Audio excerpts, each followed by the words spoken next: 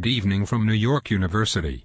Let me introduce myself. I'm Jerome Bruner, research professor in psychology.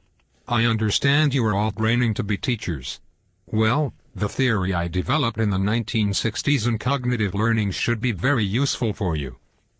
And, whilst we are on the subject of cognitive learning, I have invited another theorist along today. But, I should perhaps warn you, we do not always agree. Not always, but we are in the same ballpark.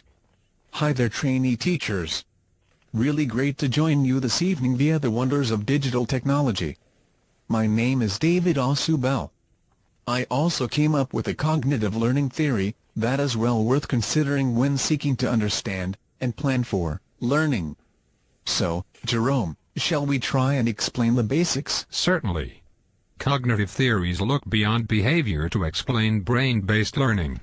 Yes, cognitive learning emphasizes the role of mental processes.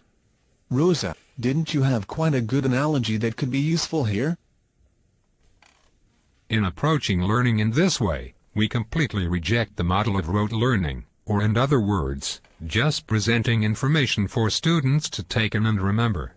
What is important, in cognitive learning, is getting the students to be able to process new information in a way that makes it meaningful to them. I totally agree. Rote learning does not even warrant consideration.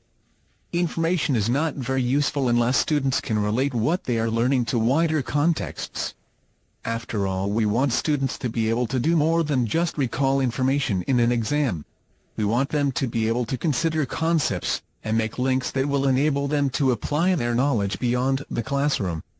It's all about deeper learning. Exactly. If students can learn principles, then, even if they cannot remember particular details, the guiding principles will lead them to being able to solve the problem, or form an answer. So how do we achieve this in the classroom, you might be thinking? Well, the key thing is to relate information to prior knowledge. So, design your scheme of work to take a staged approach, like a spiral curriculum, where you are gradually building on previously learned material. I am also very much in favor of discovery learning, where students apply their knowledge immediately. In my view, if they can apply new information to real material or real situations, their learning will be enhanced. No, I don't agree on this point. Not all discovery learning is meaningful. Should a student rediscover every principle set out in the syllabus? What is most important is that learning is sequential and placed in context. That's why I advocate the use of advance organizers. The advance organizer is a relatively short arrangement of introductory material, presented to the learner before the lesson, designed to cue his relevant, prior knowledge. You need to bridge the gap between what the learner knows and what he needs to know before he can successfully learn the task at hand. I think Angela has an example of how our theories would work in practice.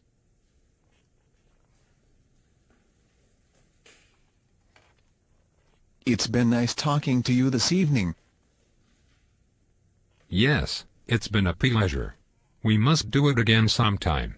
Enjoy the rest of your evening's presentations.